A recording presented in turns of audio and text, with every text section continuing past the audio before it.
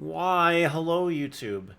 On my other channel, I do this thing where once a week I go through the comments on my videos, pick a couple comments from each video that I like, and I read them and I give thoughts on them or laugh at them or address the concerns in the comment or whatever, right? I want to do this for this channel too. I think it's really important, especially in the beginning stages, to make sure my community of watchers knows that I'm watching their comments and reading what they say and all this. So usually I only do 14 comments on my Digimon videos. I'm going to do a lot more than 14 comments on this one. Just to kind of make sure everyone is kind of included for the most part. And just so you guys know that I'm here and I do want to interact with my community. I want it to grow. And one of my favorite parts about making YouTube videos in the first place is reading the comments. So I'm going to go ahead and read the comments, respond to some fun comments here. And if you guys want to be part of this video, all you got to do is leave a comment on a YouTube video and it will probably make it in, or might make it in. You know, eventually this channel will grow to a point where I have too many comments and I can't do everyone, but you know, leave a comment. You have a good chance of getting in, at least at this point in the game anyway. If you guys like my Lorcana content, don't forget to like, comment, subscribe, and we'll go right into it here, starting with Fizzcore. Came for Lorcana, stayed because of the sexiness of the voice. I've heard I have a very good voice, and I'm glad that this person also thinks so. So thank you, I appreciate that. Random Guy Podcast says, I stopped by your stream the other day, I'm Stedgy, when you brought a bunch of content creators in to talk and hang out for a bit. I'm very impressed by your willingness to not only support, but help grow the Lorcana community. Taking the time to host events and tournaments and anything else is just great. I'm on board. You'd love to hear it. On my Twitch, I think it was last week, I had a roundtable with some content creators, just a quick little one, when all the news was announced. And, you know, I like doing that once in a while when big news is announced, just so everyone, you know, is on the same page and we get many different pins as possible. And it makes a good stream, makes a good time. So I do plan on keep doing that, as well as tournaments and events. I have lots planned. I don't want to spoil the sauce, but I do plan on giving this community 258%. Lorcana, I love the idea of proxy tournaments. Not sure if I'll be able to attend, but definitely would want it being cast. We're going to talk about this later on the channel. I don't know how I want to approach it, but, you know, getting product with the first set might be a difficult challenge. So I'm all for the idea of doing proxy tournaments so that everyone can just print out proxies and play. If you can't get the cards, you can still play the game. And I'm a super big proponent of that. So we're definitely going to move with that as soon as possible. The Pillow Man. I'm really looking forward to seeing how this comes together. Knowing this is a Disney game, they should have a ton of resources to make this the game the best it can be.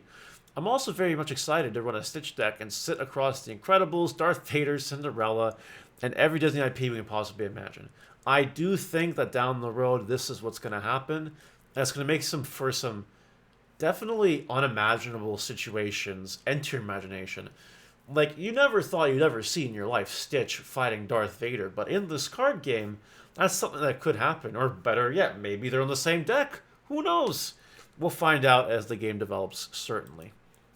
So Rad Joey, I need to ask this for my roommate. Do you think that Lorcana will just be MTG that Disney just slapped on their cards and was like, good? He's worried because he's not an MTG fan. I don't think so. A lot of the mechanics come from Magic, but also come from other card games. You see, the interesting thing about mechanics from card games is for a lot of them, they came from Magic first. Magic was the first trading card game that really blew up, right? So all this you can thank for Magic anyway. But I don't believe this will have lands. I don't believe this will have strange things, like weird requirements for playing things. And it's also got that lore tracker stuff in addition to the attack and defense and the play costs. And different abilities we have never seen before, like Shift is one. So I do think this game will draw a lot from Magic and Pokemon, but I think it'll be different enough to the point where it's enjoyable and truly skill-based for those that want to break the game right open. Clockwise Gnome, I call you the simply unlucky of Digimon all over town, smashing your potatoes. That's funny because on my other channel I have a slogan like, comment, subscribe, turn notification on Smash Potatoes. That way you know when all my Digimon videos go live. I should probably come up with something for Lorcana. I really should. But Simply Unlucky for Digimon all over town. I don't know if that's a good thing or a bad thing. I know a lot of people like Simply Unlucky, but I know a few people don't, so I don't know. If you want to clarify, let me know. Kai says I'm not subbing, stick to Digimon. I just said why not both? See, I'm even at the point where I'm getting negative comments on the Lorcana videos. I only 1 week old and already happened. It's crazy. Um, but, if you don't want to sub, don't sub. And I can't force everyone to sub, right? But, we want a community of genuine people that are interested and people that are interested in being interested. If you don't want to sub, don't sub. That's okay. I won't cry about it. Dunstan 205. It is really nice to see the prices are finally up. All in all, the price point is good. The starters and treasure trove are good values. I was hoping the booster price would be a lower, but it is the same as MTG. I think that the rules will be out April 25th. This would be first day of Gamma. That's a theory that a lot of people have, that Gamma will be the release of the rules, and we'll find out. We will find out. However, is the game a little bit on the pricey side for packs and boost boxes? It kind of is, but I think it's okay down the road. I'm just afraid of scalpers and people price gouging right away. I hate that a lot. Anyway, let's move on to Ulysses. $6 for a pack is definitely on the expensive end. I was hoping for 5 max. Hope Ravensburger prints a ton of product to drown the scalpers. With this price point, it'll make picking up singles the better option than spending on packs. Troll's definitely an instant pickup for the value, though. I just hope the booster box value will be there, because 6 times 24 equals 144 is kind of yikes. Based on the packs we know that each pack comes with a foil plus 2 rare or higher cards. So I do think the value will be there. I also do hope that Ravensburger hits the printing press really hard, because if it starts off negative, if it starts off bad, it will leave a negative taste in people's mouth for sure, and people will be upset at that. But hopefully it's going to be okay. Hopefully. Exac says, I'm getting more interested in the game. I think my main concern right now is that they don't print enough. They'll get scalped to high heavens because it's Disney. But here's hoping that doesn't happen and can be a healthy market.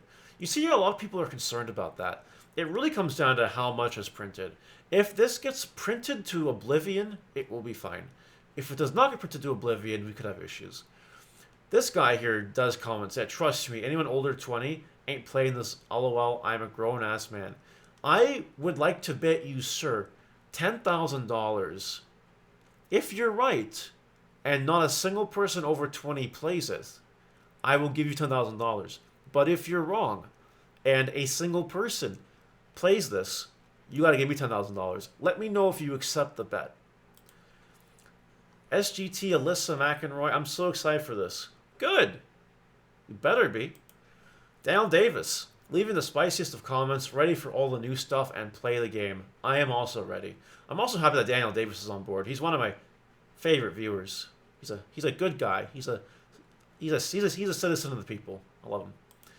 Mushu report. Don't feed the scalpers. Yes. Do not feed the scalpers and do not feed the people that are price gouging. Please do not do that. That'd be awful. Really thankful my local distributors MSRP. 7Hardy8, I'm also really thankful for you. You'll love to hear it. MSRP is really, really good, and I'm glad that people are following it.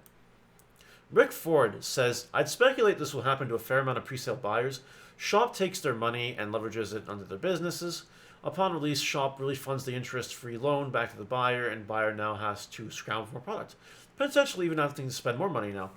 This is super interesting, and this is like typical business stuff for sure.